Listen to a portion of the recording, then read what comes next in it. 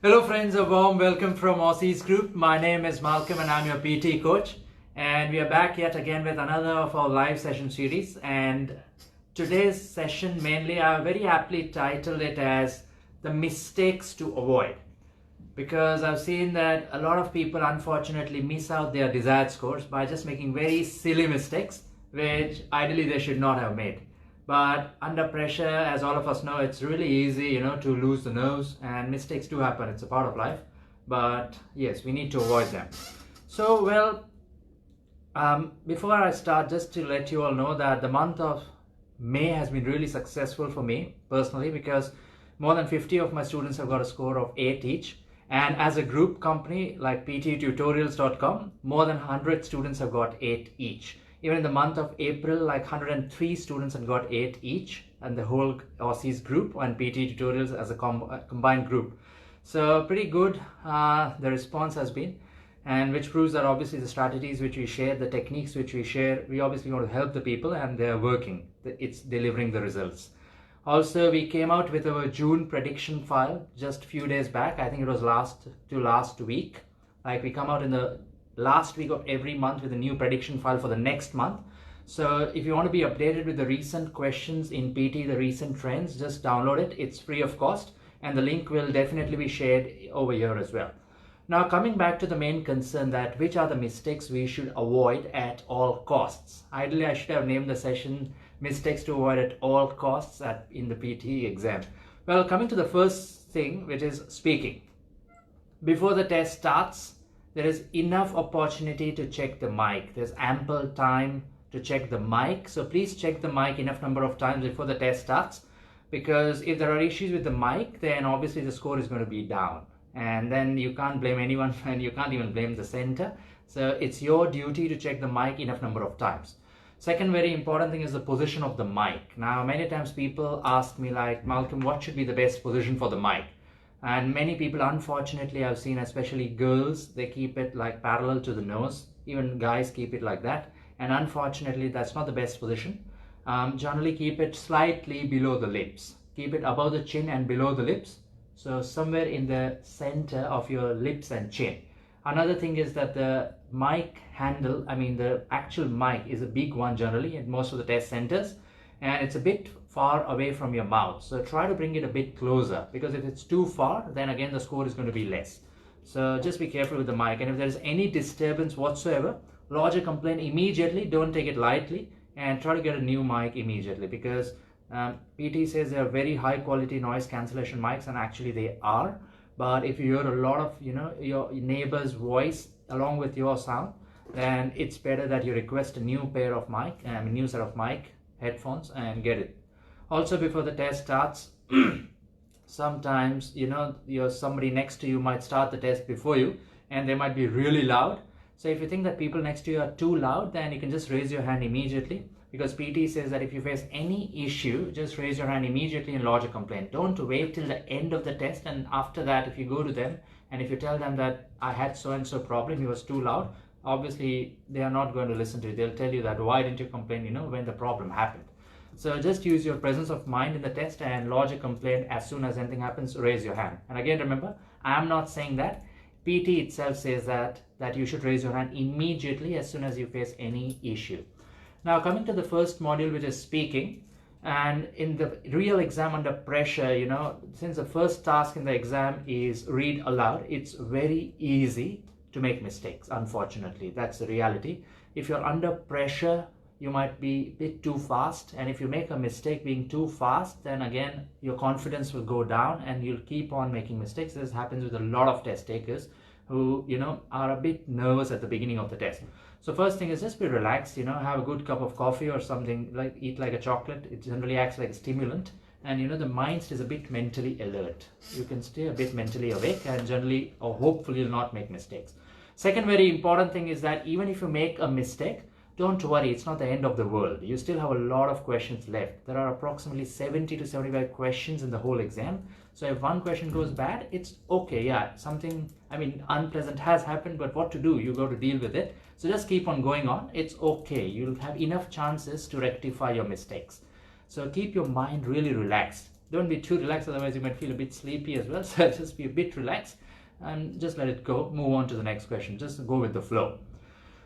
In read aloud, even if you make a mistake, like one of the students has commented that his name is Veerpal. Hi Veerpal, thanks for joining in. Well, he has commented that he's facing problems in read aloud and got 56 for pronunciation and the speaking score was 86. Yes, Veerpal, speaking 86 is a good score, but obviously it's not the best score. You can easily still improve it. You can get those 4 points which you've lost. Well, pronunciation generally depends on the clarity. So maybe if you're a bit too fast in read aloud, don't be too fast, because sometimes people are too fast and speaking too fast never helps, because if you're too fast, it won't be clear. So try to rectify, because I haven't heard your speaking yet. So maybe if you think you're too fast, you can also talk to your tutor, because I know you're there on the PTE Tutorials Telegram group as well. I've seen your name. So you can ask your mentor, you can ask your tutor that, am I too fast? He or she will guide you for that. And yes, for read aloud, if you're facing problems, then one of the simplest solution is that generally in the exam, you do get a pen, right? You get a pen to take notes. So that pen, you can just move it on the screen and you can just try to speak when the pen is moving, So that will sync your eyes, your tongue, your mind, everything should be in sync, obviously, and hopefully you will not make mistakes. And also in the first 35 or 40 seconds before the beep in read aloud, you can just try to read aloud a bit fast couple of times so that you know what is in the passage, Few words will be difficult or could be difficult, so you can rehearse those words in the first 35-40 seconds. That's the best way to utilize the time a bit smartly. And never practice it in your mind, because everybody's going to be loud next to you. So it's better you also do the same thing. Just practice it, in the first 30 or 40 seconds by actually speaking it, That's the best way to improve read aloud. And yes, most of the students tell me that read aloud questions are repeated from the prediction file. So we've got prediction files for May and June and April. You can just have a look. Most of them are repeated questions in the real exam. Very high chances you can get them in your real exam as well. So definitely please have a look.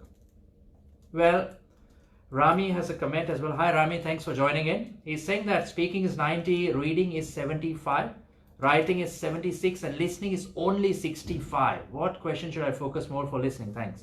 Well, thanks for asking. Well, since your listening is only 65, then definitely you need to focus on retell lecture. That's the first thing. Second thing should be repeat sentence as well. Thirdly, answer short questions is again important for the listening score. It's very, very important. So please don't take answer short questions lightly, because if that goes down, the listening score, goes down very quickly sometimes. So just be a bit careful, because many times people ignore answer short questions. Well, but 65, honestly, yes, it's too low, unfortunately, and I'm sure your requirement is 8 each. And for that, I think you need to focus more on summarize spoken text, listening, fill in the blanks, and write from dictations. Because I think most of the people, almost all the people who don't get their desired score in listening and writing, and since you also not got in writing, I think you should mainly focus on summarize spoken text, listening, fill in the blanks, and write from dictation. Just focus on these 3 tasks. You ace these 3 tasks and I'm pretty sure your score will jump up. And I think you need to be really very careful with summarize spoken text and write from dictation. Those 2 tasks especially. Even in the listening blanks, generally what we suggest is that if you're not sure of any spelling, best is just leave that word. Don't take a chance. Don't be a hero at the wrong time, at the wrong place. You'll have to pay the price for that. So if you're not sure about the spelling, best option is just leave that word. Don't attempt it. That is also one of the mistakes we should avoid. So thanks for asking the question. Many people write a word, for example, you might get a word like unabashedly, and the accent is sometimes really horrible in the real exam, So if the word comes like unabashedly and it just comes and goes, it's really fast. So I would suggest that if you're not sure, don't leave it. By the way, it's a real test question, it's a real test word. And the spelling is unabashedly, unabashedly. So such things do happen in the real exam. That's why I need to be very, very careful. Hope I answered your question. Thanks. Well, Sachi has a comment. Hello, so can you please give some tips on SST? I'm also always getting low marks in the writing section. What are the areas I need to focus on? Thank you. Well, if you're getting a low score in writing always, then yes, you need to be good at SST. Now in SST, which is summarized spoken text, try to form slightly simple sentences. Don't go for complex sentences at all. write generally 4 to 5 sentences in your answer, because it should be multiple sentences. It should never be a single sentence, definitely. Third thing is that if you're not sure about any word, even if it comes a lot of times in the audio, please don't write that word, because if you write the wrong spelling in SST, then obviously the score goes down. Fourthly, need to be really careful with the grammar you use. That's why I said focus only on simple sentences. Don't write too many complex sentences. Otherwise, chances of mistakes may go up if you're not accurate with your grammar. And always follow the guideline, which is 50 to 70 words. That should be the word count. So try to write an answer which is, not too short, not too lengthy. Maybe around 60 words would do the trick. You don't have to write a very lengthy answer. You don't have to put in all the information from the question in the answer. You just need the main words, right? It's called a summary. So you don't need everything in your answer. Just focus on the main words. If you get the main words, then hopefully it should be more than enough. I hope I answered your question. And yes, for writing, you also need to focus on write from dictation, because maybe there's an issue with the grammar which you use in writing. So be very careful with words ending with es, ed. Those words generally make the difference in the score. And last but not the least, you also need to be working on your drop-down fill in the blanks in the reading section, which are called reading and writing blanks, because reading and writing blank give marks to reading and writing. And it's an integrated task, means it's super important for the writing score. So just be careful in these tasks. Also get your essays checked, from somebody who is good at essay writing, because you might not be able to pick up your own mistakes. So get your essays checked, get your summaries also checked. So work on these tasks, generally your writing score should definitely go up. Thank you, Sachi. Well, I've got another comment from Neetu. Any tips for 79, please, whether to follow templates or not? Yes, you can follow templates, but many times templates are a bit suicidal. So if you don't know how to use a template, then I would say just avoid a template. I mean, you can follow a template, but they're a bit risky sometimes. If the template is really well written, you can easily get a 90 from that template, but you should know how to use that template, because there are very few templates which are really good. And it's very easy to make a mistake with a template. That's the only problem with a template. Like, there are thousands of templates for available for everything in life, but out of those 1,000, maybe only 5 or 10 are actually worth following. Otherwise, it's a waste, and it's more detrimental than helpful, because in tasks like summarize spoken text, write essay, summarize written text, even if you make one mistake, chances are very high that you will have to book the test again. You'll have to rebook the test, because the penalty is so severe that you will have a super low score, maybe in the integrated module or something like that. So just be a bit careful with templates. That would be my suggestion. But yes, the answer to your question is yes, you can get 79 plus using templates. Yes, you can. Well, another thing, just a second, please. Well, Chahal has a comment. What to do, sir, if we've got a very short lecture for SST? Well, if the lecture is short, Chahal, then you need to be quick in taking notes. Obviously, I'm sorry, your name is Chahal Kamal. So you need to be really quick in taking notes, because sometimes, yes, you're right, the lecture can be short, but then you need enough words. So try to note really quickly, Actually, your mind should be really ready, because you already have a break of 10 minutes before the listening module. So in that break, just recoup your energy, just mentally be a bit alert, and just start noting as soon as the audio starts, because there's no time to think, there's no time to react. And if you think that you're good at typing, then I would suggest just start typing directly instead of writing, You can just type directly on the screen, whatever you hear, and then just try to edit it and make it grammatically accurate, because grammar, I can't emphasize how important it is. If you make even a single mistake, as I said earlier, you might have to rebook your exam. So just be really quick. I hope I answered your question. Well, Dilip has a question. Hi, how many sentences maximum we can write in SST? So thanks for asking, Dilip. There's no limit as to how many sentences you may write. You can write any number of sentences. It's not fixed. I mean, PTE just has given a guideline for the number of words, like 50 minimum, 70 maximum.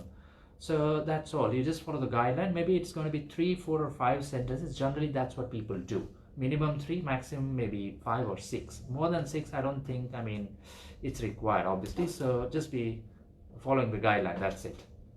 Well, Alfred John has a comment. How to improve in reading sections like fill in the blanks?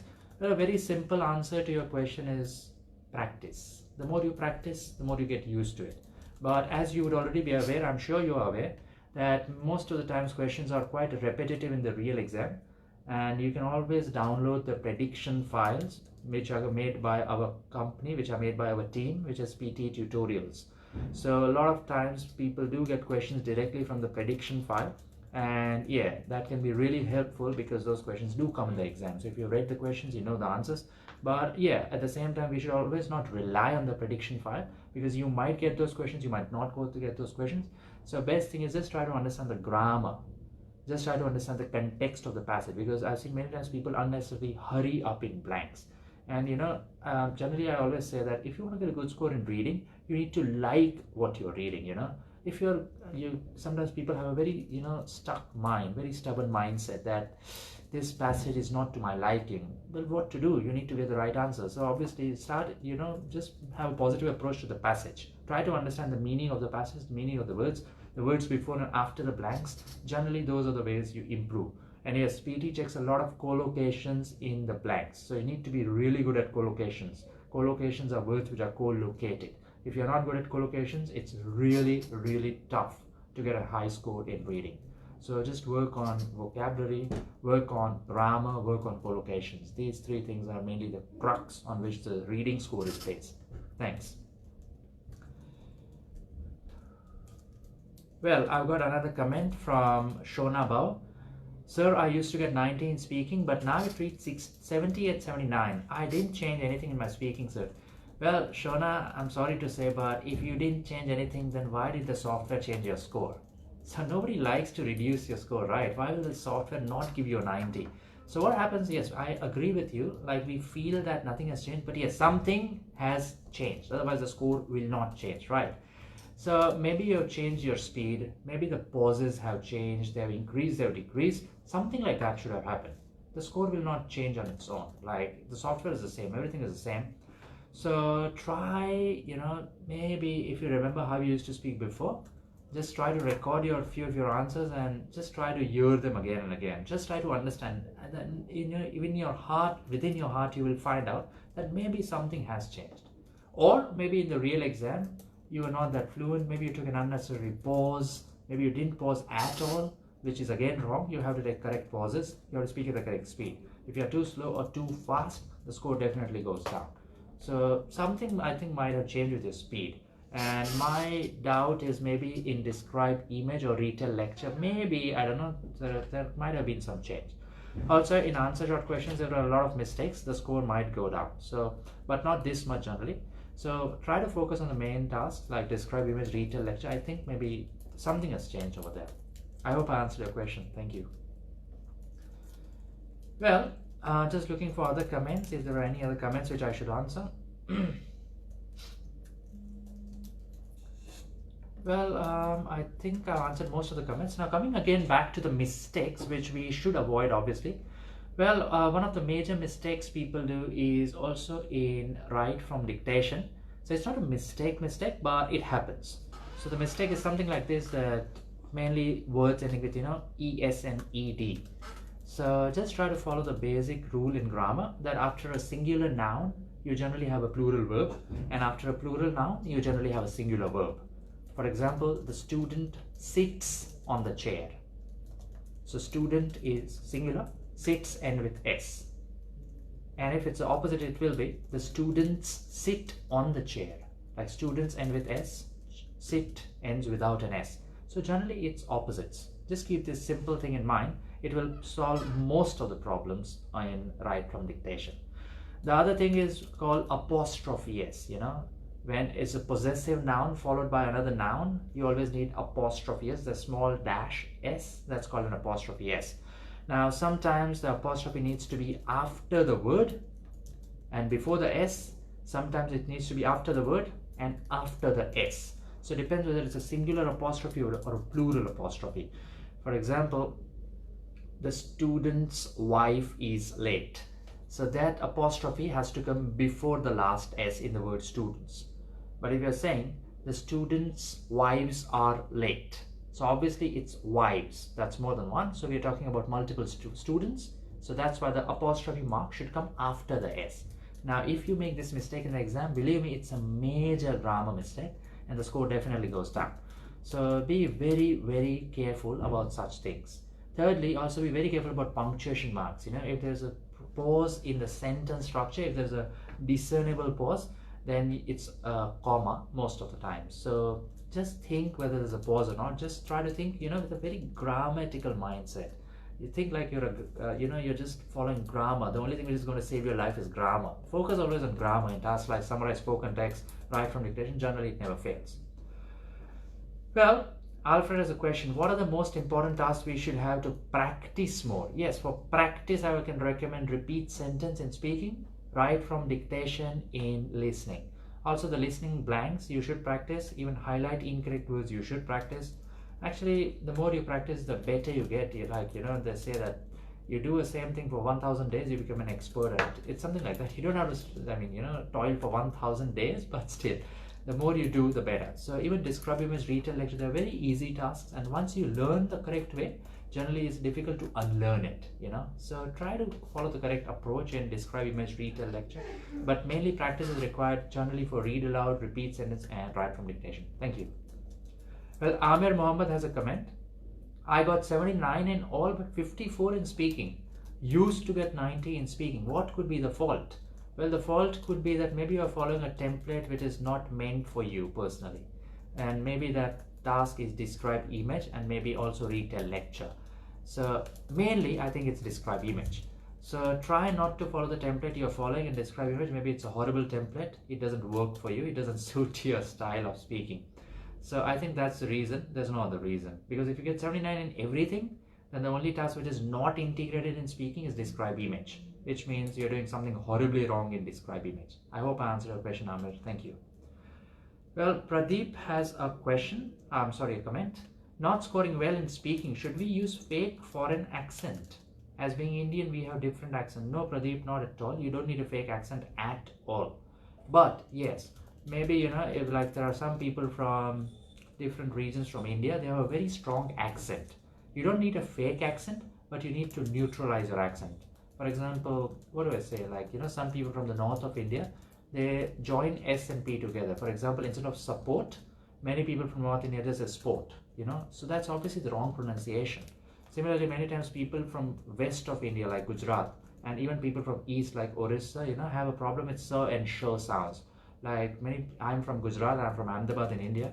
Many times people, instead of education, they say education, this is son, multiplication. So that's a major error. It is not multiplication, it's multiplication. So just focus on these words and try to be as clear as you can be. Don't stress on the words, don't fake the accent, but if you think you have an accent, then try to neutralize the accent. Like no accent is the best accent in my opinion. So try to speak without any accent and just be very clear. Don't stress on the words. Just be clear. Focus on clarity. Thank you.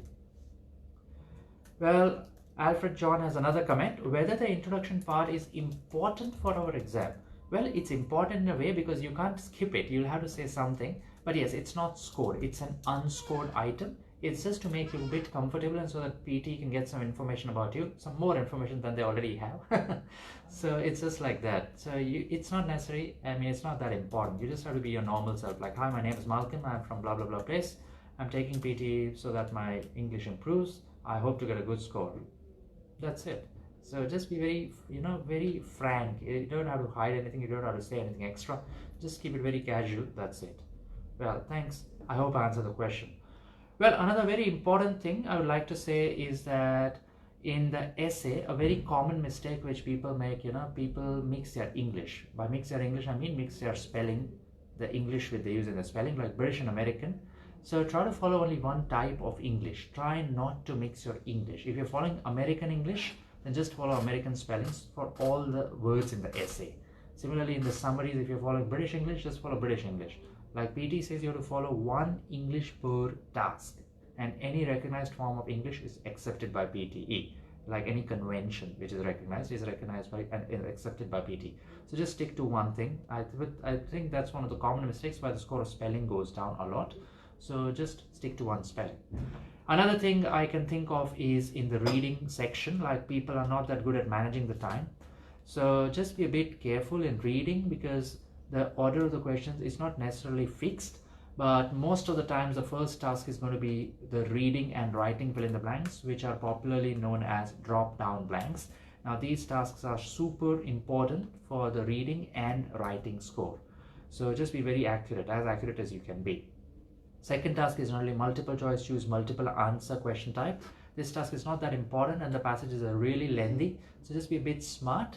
And if you're not sure, don't select more than one answer. Just select the answer which you're 100% sure about. Third task is going to be reorder paragraphs. That task is important definitely, so just focus on that task also. The fourth task is the reading fill in the blanks, which are called drag and drop blanks. So just be very accurate with those as well, because they also contribute greatly to the reading score. Finally, the last task is multiple choice to single answer. That task is not that important. So anyway, it's the last task, so you give the time it deserves, maybe the last 1 or 2 minutes for 1 or 2 questions. That's it. Okay, I've got another comment from Pradeep. Please suggest sections in which we can use a template and sections in which we should never use a template. Well, very interesting question. So see, you can use a template for everything, but you should know how to use the template. So I don't have a very straightforward answer to your question, like use a template in this, don't use a template in this, but just be a bit smart. Like in most of the tasks, you might not even need a template. Like in summarize written text, like what template will you use? I've got so many people using it. You've been asking me like, should we use a template in summarize written text? Why should you use any template? You just have to write a summary on the text which is already written on the screen in a single sentence. So you don't need a template. Yeah, in the essay, if somebody asks me, I can understand that sometimes templates are easy. Sometimes people are good at memorizing things. So yeah, you can use a template. And just be a bit careful. You can, even for summarized spoken text, you may use a template, but you should know how to use a template, because if you don't know it, it's going to be a mess, total mess. That's the main problem. Well, Rupinder has a comment. Sir, favor or favor if we use British English? Yes, Rupinder, in British English, always remember, you use the U. So F-A-V-O-U-R, C-O-L-O-U-R, L-A-B-O-U-R. All these are examples of British English. F-A-V-O-R is American English. F-A-V-O-U-R is British English. So follow only one per task. Hope I answered the question. Thanks. Well, Rahul has a comment. Sir, in problem and solution type of essay, how can we split the paragraphs? Whether we should give B1 and B2 as problems and in conclusion as solutions? Well, honestly speaking, Rahul, the software is not much concerned like how you structure your problem and solution. But yeah, common sense says that how will you give a solution without stating a problem? So maybe the problem will come in B1, the solution may come in B2. Commonsensically, maybe that could be the outcome, right? If you think logically. But as I'm saying, it's not compulsory. Like body 1 and body 2 can be, both can be about problems, and maybe, in the conclusion, very quickly you summarize all your solutions. Maybe anything like that can also work. So don't worry too much about like what to fit to where. Just try to focus on not making mistakes, because remember, it's a task of writing, and writing means spelling, grammar, mainly spelling and grammar, and typing. There should be no typing mistakes. Like every full stop you need to leave a space. After every comma you need to leave a space. After every full stop you need to leave a space and start with a capital letter. So just focus on the basics, because the software is built on basics. If you're not good at basics, the software is definitely not going to give you a good score, even if everything's chalked out perfectly and logically. So just focus on spelling and grammar mainly, very important things. Alright, so I think, one more question. Vijayan Pillai has commented that to score marks in speaking and reading, where should we focus more? Well, definitely you need to focus on read aloud. That is the most important task in the speaking module, which obviously contributes to the reading score. So just be very crystal clear in your pronunciations. Read aloud heavily contributes to the reading score. Other than that, for speaking, obviously all the tasks in speaking are important. Everything contributes in getting 90. But yeah, the first 4 tasks, which are read aloud, repeat sentence, describe image, and retell lecture, are very important in getting you the overall speaking score. And they also contribute to reading and listening. Few of the tasks are integrated, that's why. And yeah, one more thing is that for reading high score, as I said, focus on read aloud, focus on summarize written text, focus also on the fill in the blanks in the reading module. And there's also a task called reorder paragraphs in reading, which is important. And there's a task called highlight incorrect words in reading, which is again important. So just focus on these 5 tasks mainly. You'll get a good score in reading and speaking also. Thank you. Well, Alfred John has a comment. Is there any problem if my essay does not have 200 words? Yes, definitely, Alfred, there is a problem, because the guideline very clearly states that your answer should be within minimum 200 words to a maximum of 300 words. So it means that if you don't write 200 words, there's going to be a penalty. PTE says the penalty is 1 point. So just be prepared to lose 1 point as per PT's guideline if you don't follow it. So yes, you have to write 200 words minimum, maximum should be 300. Thanks. Well, Rahul Sukumaran has a comment as well. In order to improve the score in listening and reading, where should I concentrate? Last 2 attempts, my score for these 2 sections are 70 and 73. Well, if you just put these 2 scores in front of me, it's very difficult to say what to improve, because I need to see the entire scorecard. Like, what is the score in speaking? What is the score in writing?